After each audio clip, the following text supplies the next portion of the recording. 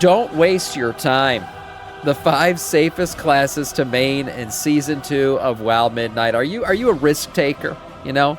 Are you somebody who's willing to risk it all and see if all your time invested is worth it? Well, if you're not, if you just want to be a safe Andy, well, these classes, I guess, are the safest ones to pick. They're going to be the best. It's almost guaranteed. Or they're at least going to be in a decent place for the majority of the season, so you won't have to worry about ever falling off, truly. Let's see what this one is all about from the Comeback Kids. Picking a main at the start of a new season can always be stressful, and while some players look at tier list, I think as someone who's a limited time to play, the most important decision is how safe a class is going to be. Let's be real, most of us have lives now. We don't have 4 to 5 hours to play every single day, so in today's video, we're going to be looking for something that's reliable, versatile, and fun still months down the line. And with that, we're going to be breaking down the safest classes to main heading into Season 2 of Midnight World of Warcraft.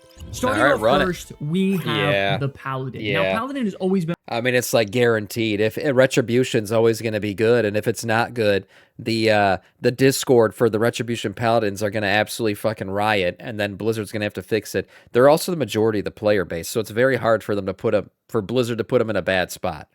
If Ret's in a bad spot, then like freaking the majority of the player base is in a bad spot. And then you got tanking and healing on top of it. I already agree with the list. That's it. Just end the list. Just put Paladin on there. One of the safest long-term names in World of Warcraft history. You have 3 role types with invaluable utility no matter the spec you're playing. You bring tools to parties and raids that directly save lives and runs. You stabilize groups and you prevent wipes if you know what you're doing on this class. Also really good for solo content. You can bubble, you can heal, you can tank, you can do it all. You got survivability plus DPS. If you play selflessly on a Paladin, you can single-handedly carry groups all on your own. You have Blessing of Sacrifice, Blessing of Protection, Lay on Hands, incredible off-heals, a battle res, you name it, the Paladin has it. Now, Paladin definitely isn't known for being like an S+ tier meta spec or even, incredibly strong in terms of raw power, but their main benefit is that they're very easy to play, flexible in terms of role type, and invaluable in terms of utility, which means they're always needed.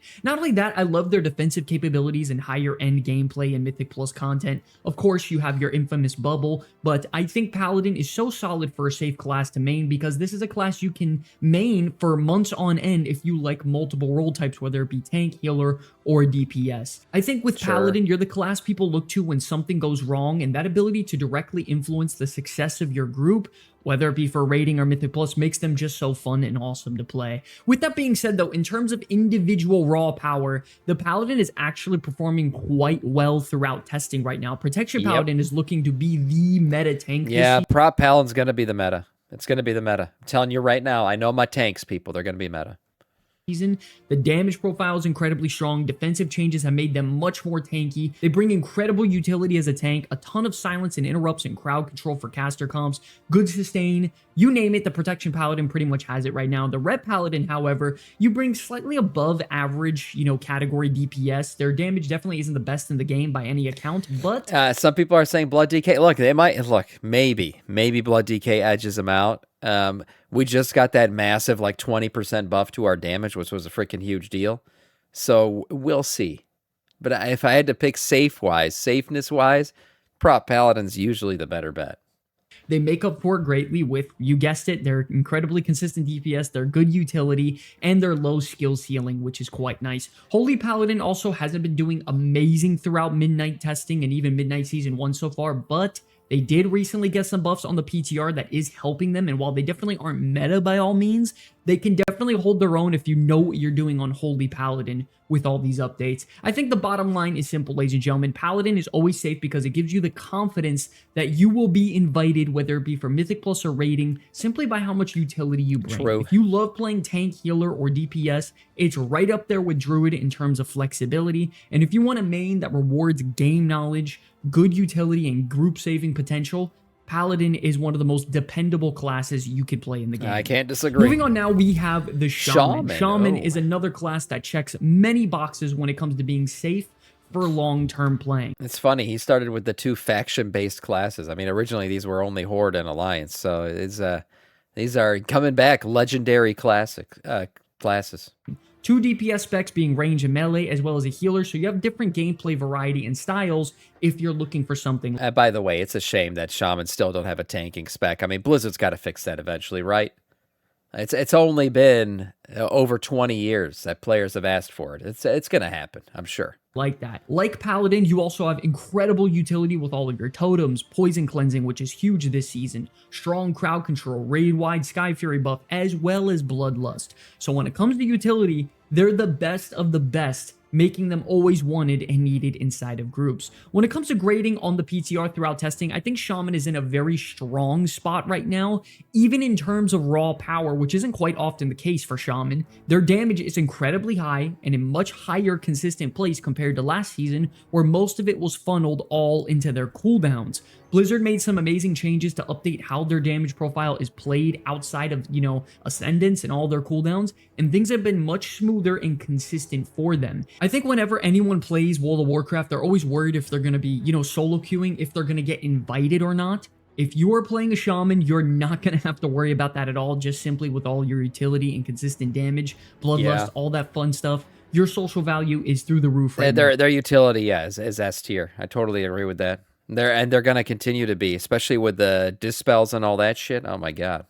Now, for each spec individually, I gotta say right now, all 3 specs are performing well, but I'm gonna have to give the edge to Enhancement as well as an Elemental Shaman. The truth of the matter is that both specs are dealing very high damage right now. They're incredibly fun to play, and if you tie that with their utility they bring, you name it, pretty much both of these specs have it right now, and they're doing very, very well in either cast. It's not that I play Enhancement, I just love when Enhancement's good because it enhances. That's what it does. Shocker, right? And Shocker. Yeah, these are two kind of shaman-esque terms.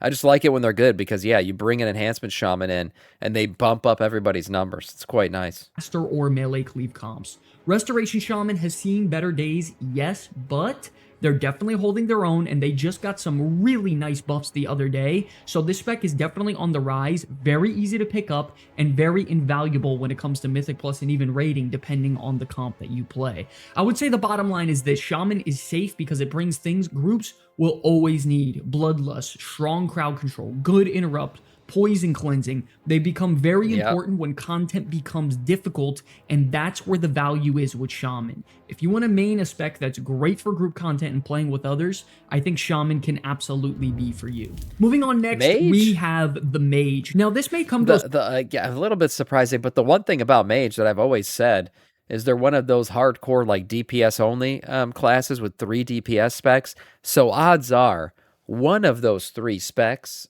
is going to be good in a season. It's very hard to find a season where all 3, Frost, Arcane, and Fire, were shit. Oftentimes 2 of them could be shit, but usually one of them at least is like, they're good enough that they can be brought into all content. Surprised you if you look at the performance they had based off Midnight Season 1, but this season, they've had a ton of really solid changes. First and foremost, the biggest star of the show, their defensive capabilities got greatly improved, so they can actually survive endgame content at a very high level now. Not only that, Mage just has excellent utility for groups, especially for caster comps. They're always needed no matter what. You can bring your Arcane Intellect to increase intellect for everybody. You bring Time Warp, excellent crowd control, Spell Steal, everything mandatory for a high-end Mythic Plus key the Mage will bring. If you only like to play DPS, you have 3 DPS specs that are all looking to do well heading into the new season as well. When it comes to grading, I think Mage is in a really strong spot right now in terms of just raw damage. Their numbers are just very exceptional. The only problem I would say is that they're quite difficult to play, and there definitely is a high skill ceiling to Mage.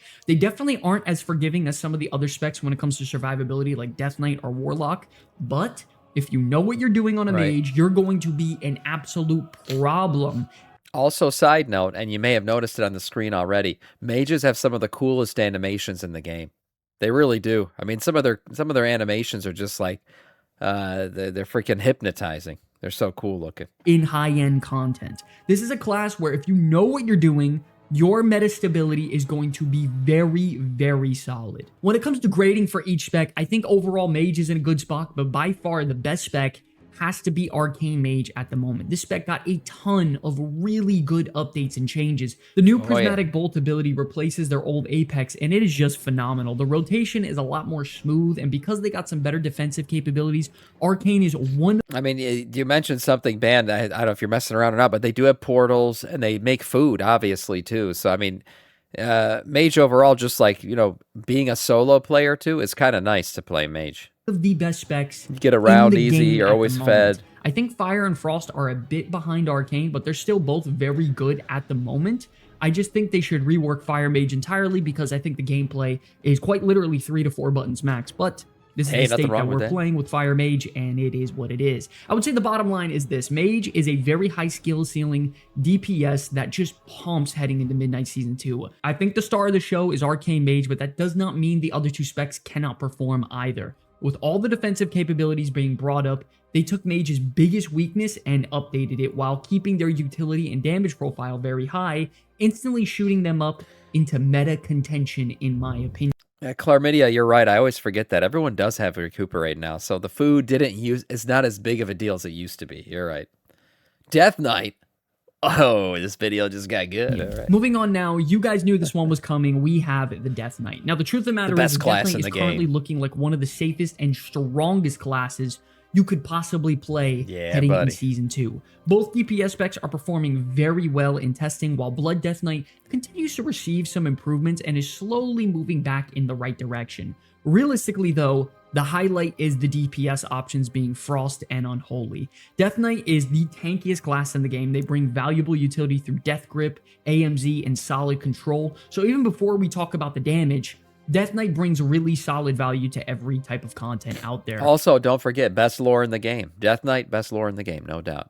When it comes to their current performance, both Frost and Unholy are looking borderline like S tier right now. They received some nerfs earlier in the testing, but recent tuning has pushed both specs back into an extremely strong position. At this point, it looks like we could be heading into just a Death Knight meta because of Frost and Unholy are both capable of finding their way into competitive group comps. I think that's what makes this class so safe. You're not gambling everything on just one spec, remaining powerful. Even if one of them gets nerfed, the other is currently strong enough to take its place, and I think that's where the value lies with Death Knight at the moment. Individually, Frost and Unholy are currently the clear standouts. Both have strong Season 2 tier sets, excellent damage profiles, and enough utility that they should remain desirable, even if their tuning changes slightly. So I would say the only other thing is Blood Death Knight is the third option if you ever want to tank or simply want to try an additional role type or flexibility. I don't think it's in the meta conversation right now. They did get some updates and buffs the other day, but it's not going to do anything to make them,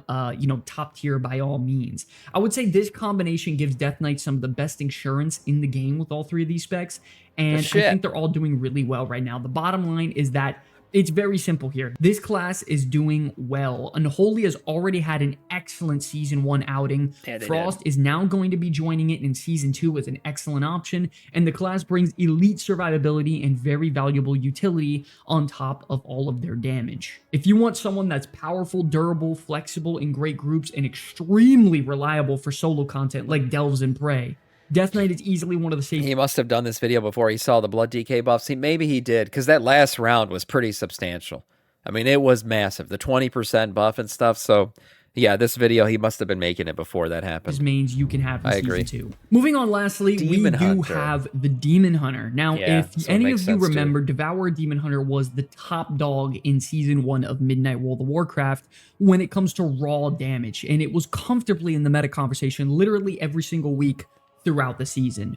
With that being said, though, Havoc and Vengeance fell behind, but heading into the new season, both of these specs got greatly buffed, and things are looking great overall for Demon Hunter.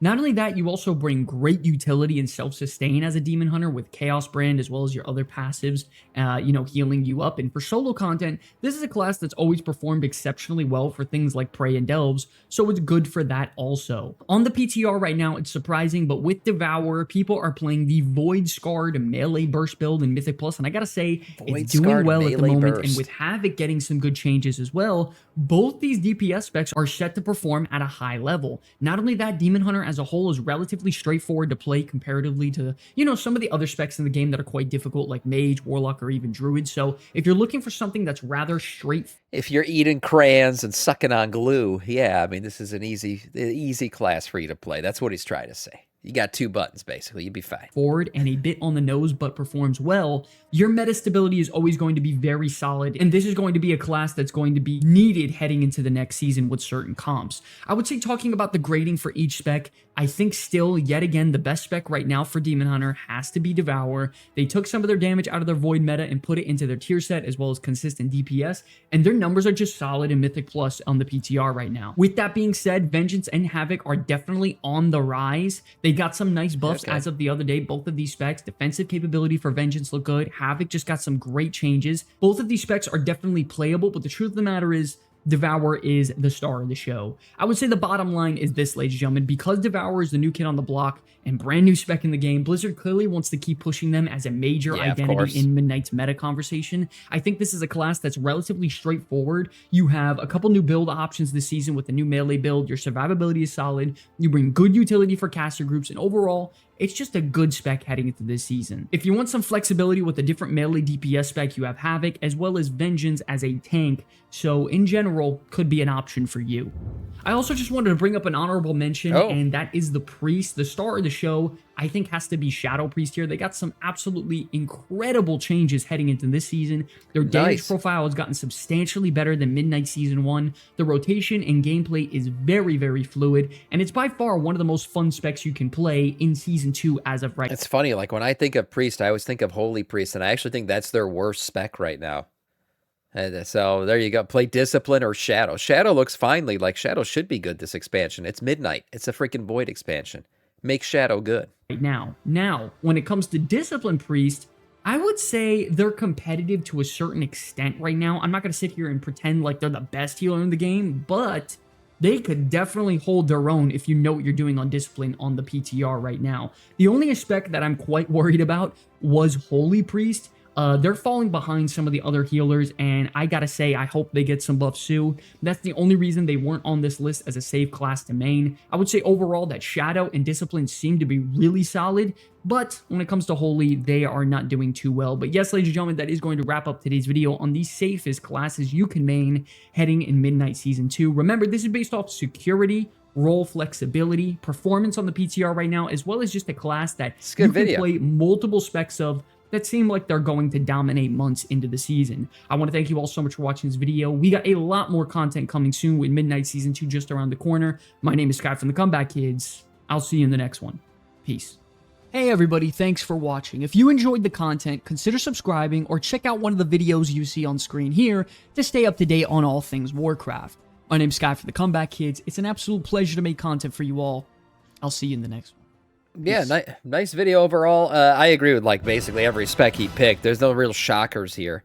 Yeah, Shaman, Paladin, Mage. I always said, probably one of these are going to be safe with Mage, Death Knight, and then Shadow Priest towards the end there. A little bit of priesty stuff in there. Yeah, it's a good roundup. Good, basically safe classes to pick and safe specs to pick for almost any expansion.